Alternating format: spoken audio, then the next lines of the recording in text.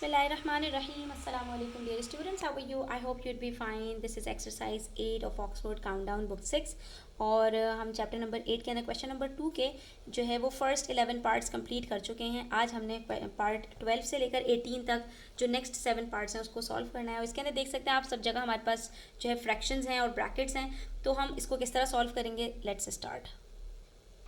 इसको सॉल्व करने से पहले ना बच्चों ये मैं आपको ज़रा समझा दूँ यहाँ पर कि जब आपके पास एक फ्रैक्शन के साथ ब्रैकेट होता है और इन दोनों के बीच में कोई प्लस माइनस का साइन नहीं होता, 1/3 ब्रैकेट 1 + x, 1/3 और ब्रैकेट के बीच में ना प्लस है ना माइनस है, बिल्कुल ऐसे यहाँ पर 1/2 ब्रैकेट 1 - x, तो ये एक सिंगल फ्रैक्शन कहलाता है.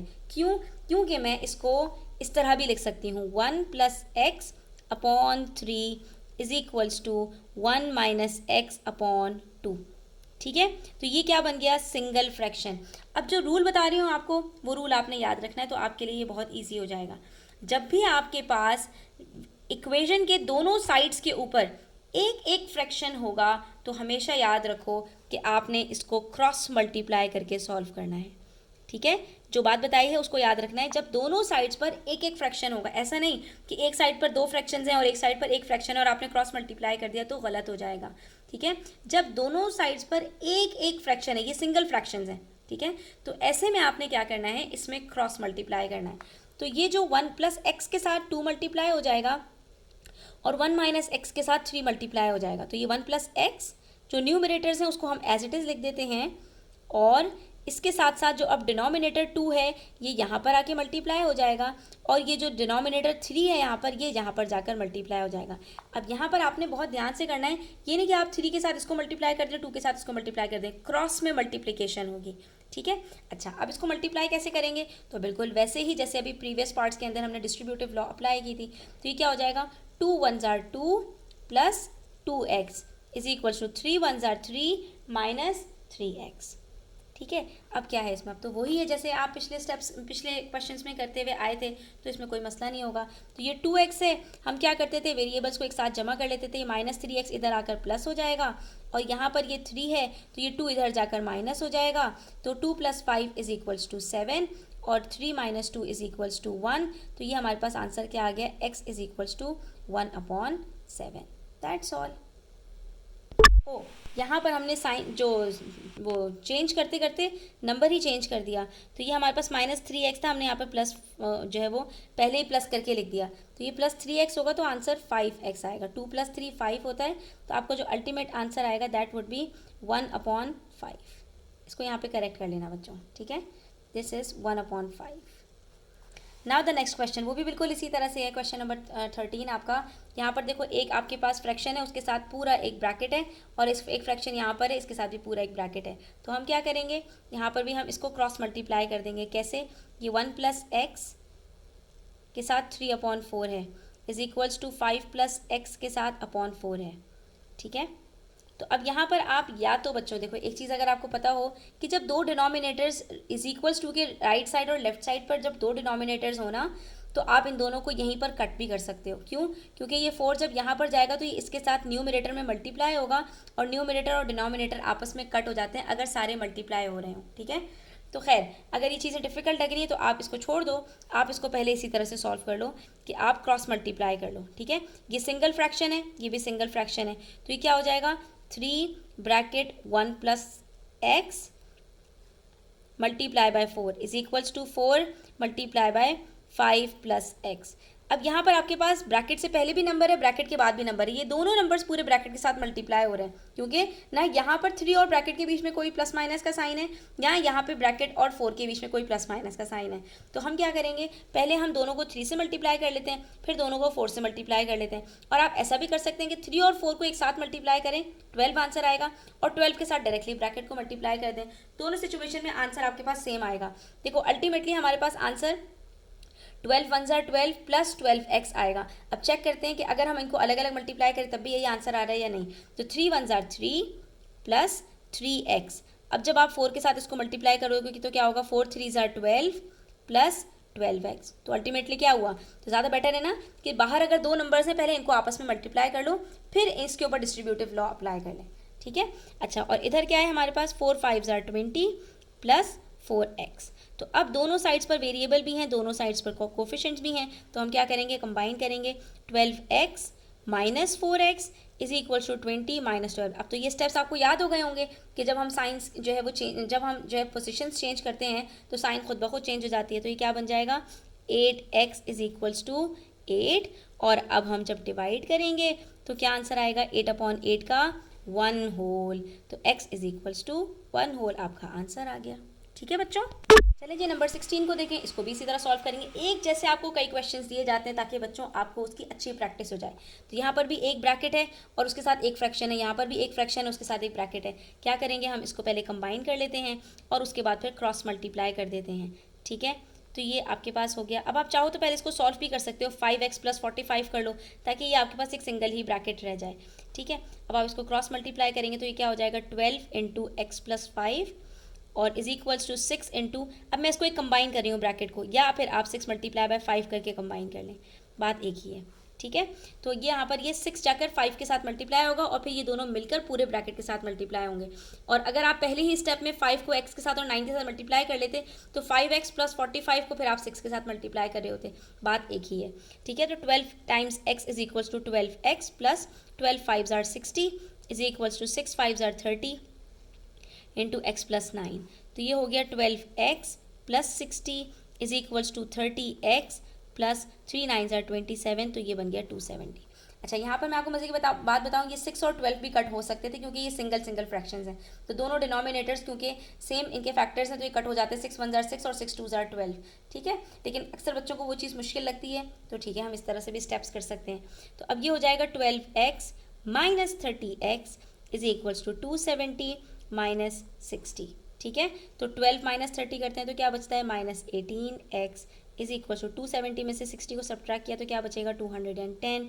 उसके बाद हम इसको डिवाइड कर लेंगे तो 210 / -18 दोनों हमारे पास क्या हैं, यहाँ पर हमारे पास इवन नंबर्स हैं तो 2 से कट कर लेते हैं, 2 9s are 18 और 2 105 दोनों फिर से 3 के साथ कट हो जाएंगे, 3 3s are 9 3 3s are 9 3 5s are 15, तो -35/3 आपके पास आंसर आ रहा है। और आप चाहें तो इसको मिक्स नंबर में भी लिख सकते हैं तो क्या बन जाएगा, -11 whole 2/3, but I will consider -35/3।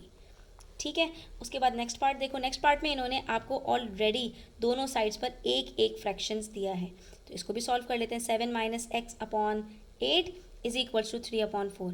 अब यहाँ पर देखो आप 8 और 4 दोनों कट भी हो सकते हैं, 4 1s are 4 4 2s are 8, तो क्या बचेगा, 7 - x/2 इज इक्वल्स टू 3। तो ऐसे भी सॉल्व कर सकते हो, तब भी आंसर आपका सेम ही आएगा। ठीक है, और अगर आप चाहो तो क्रॉस मल्टीप्लाई कर लो, दोनों साइड्स पर एक एक फ्रैक्शन है, तो ये क्या बन जाएगा, 4 bracket 7 - x is equals to 3 × 8।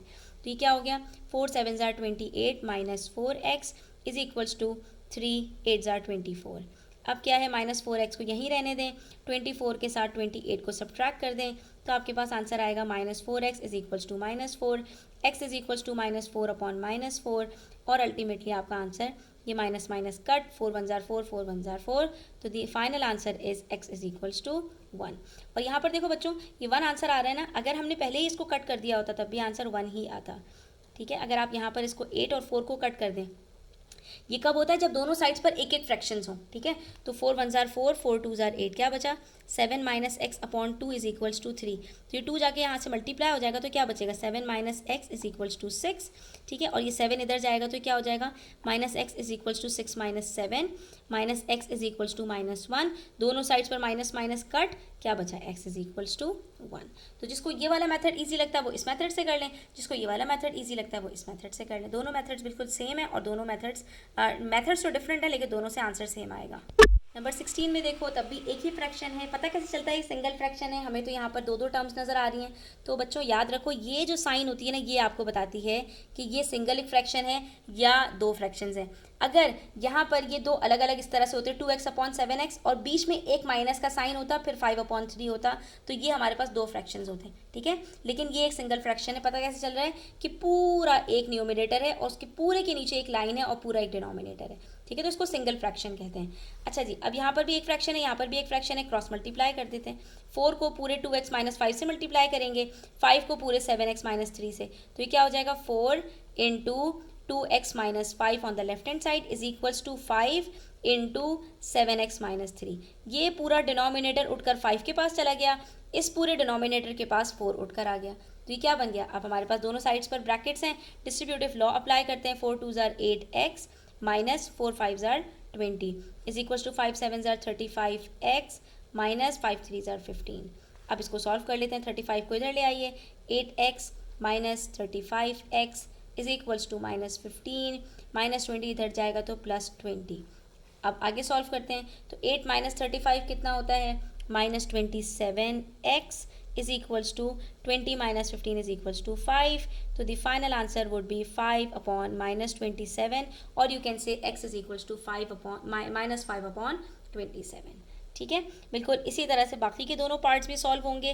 अब जितने ज़्यादा पार्ट्स आप जितनी दफ़ा सॉल्व करेंगे, ये सारे स्टेप्स आपको खुद ब खुद याद हो जाएंगे, और फिर लिटरली जब आप इसको सॉल्व कर रहे होंगे तो आपको स्टेप्स खुद ब खुद आगे जो है वो लेके चलते चले जाएंगे। अब ये 3 minus x upon 7 single fraction, 4 minus x upon 5 single fraction, दोनों साइड्स पे क्रॉस मल्टीप्लाई कर दो। 5 इंटू 3 माइनस एक्स, ब्रैकेट लगाना ना भूलिएगा, नहीं तो आप एक ही नंबर के साथ मल्टीप्लाई कर देंगे, आंसर सारा गलत हो जाएगा। फिर 7 ब्रैकेट 4 माइनस एक्स, तो 5 3 ज़ार 15 minus 5 into x 5x is equal to 7 4 ज़ार 28 minus 7 into x is 7x। अभी 7x को इधर ले आते हैं तो क्या हो जाएगा, minus 5x plus 7x is equal to 28 minus 15।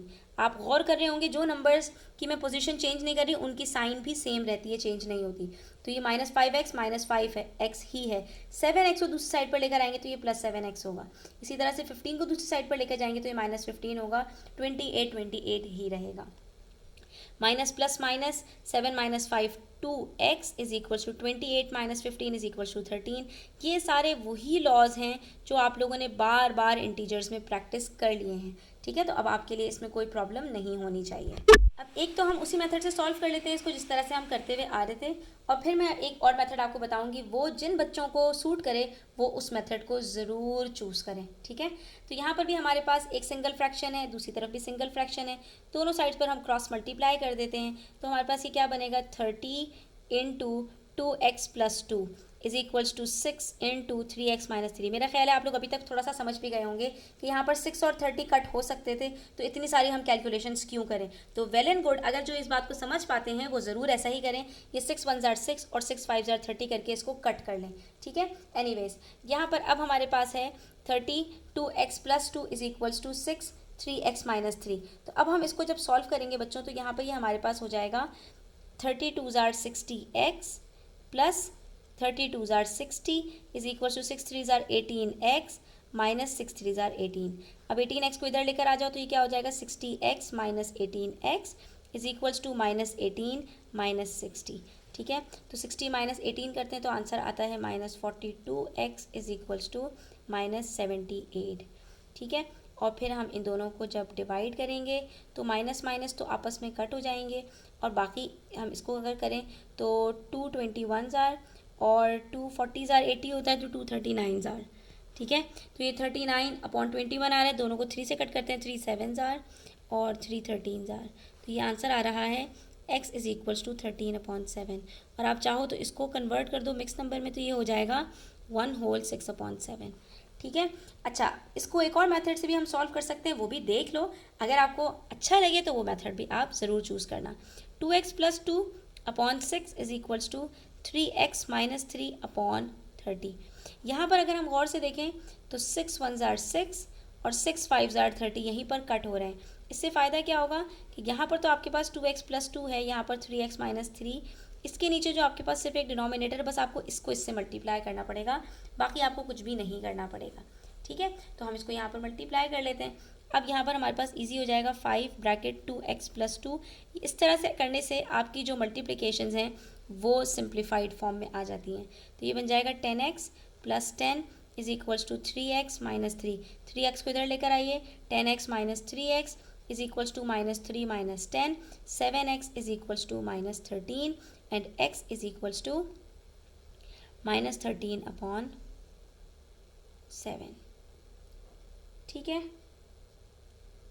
देखिए सेम आंसर आ रहा है स्टूडेंट्स, माइनस 13 अपॉन 7। यहाँ पर 13 अपॉन 7 इसलिए आ रहा था क्योंकि हमने यहाँ साइन गलत लगा दी थी। 60 माइनस 18 प्लस 42 होता है, इसलिए यहाँ पर ये आंसर में माइनस का साइन आएगा, क्योंकि यहाँ कोई जो है वो कट नहीं हो सकेंगे एक दूसरे के साथ। ठीक है, तो ये हमारे पास यहाँ पर सॉल्व हो गया स्टूडेंट्स। आई होप कि आपको ये समझ में आ गए होंगे। स्टिल कोई क्वेश्चंस हो, क्वेरीज हो तो आप कमेंट सेक्शन में पूछ सकते हैं।